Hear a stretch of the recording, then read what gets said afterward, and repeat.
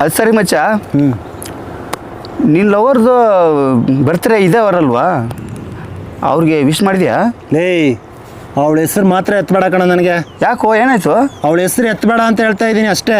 ಯಾಕೋ, ಏನಾಯ್ತು? ನೋಡ, ಪರವಾಗಿಲ್ಲ, ಹೇಳೋ ಏನಾಯ್ತು? ನೋಡೋ, ನಿನ್ಗೆ ಗೊತ್ತಿದೆಯೋ ಏನೋ ಗೊತ್ತಿಲ್ಲ, ಆದರೆ ಅವಳಿಗೋಸ್ಕರ ನಾನು ಏನೆಲ್ಲ ಮಾಡಿದೆ, ಏನೆಲ್ಲ ತಂದುಕೊಟ್ಟೆ, ಯಾವ ರೀತಿ ಚೆನ್ನಾಗಿ ನೋಡಿಕೊಂಡೆ. ಆದರೆ ನಾನು ಬಡವ, ಸರಿಯಾಗಿ ಬಟ್ಟೆ ಹಾಕಲ್ಲ ಅಂದ್ಬಿಟ್ಟು ಒಂದೇ ಒಂದು ಸಿಲ್ಲಿ ಕಾರಣಕ್ಕೋಸ್ಕರ ನನ್ನ ಬಿಟ್ಟು ಬೇರೆಯವ್ರ ಜೊತೆ ಹೋದ್ಲು. ನಾನು ಇವತ್ತೇನಾದರೂ ಕೋಪಿಷ್ಟ ಆಗಿದ್ದೀನಿ ಅಂದರೆ ಅದಕ್ಕೆ ಅವಳೇ ಕಾರಣ. ಈ ಪ್ರೀತಿ ನನ್ನನ್ನು ತುಂಬ ಕೆಟ್ಟವನಾಗಿ ಮಾಡಿಬಿಡ್ತು ಕಣೋ. ಅದಿರಲಿ ಬಿಡು, ನಿಂದು ಒಂದು ಲವ್ ಸ್ಟೋರಿ ಇತ್ತಲ್ವಾ, ಏನಾಯ್ತು ಅದು?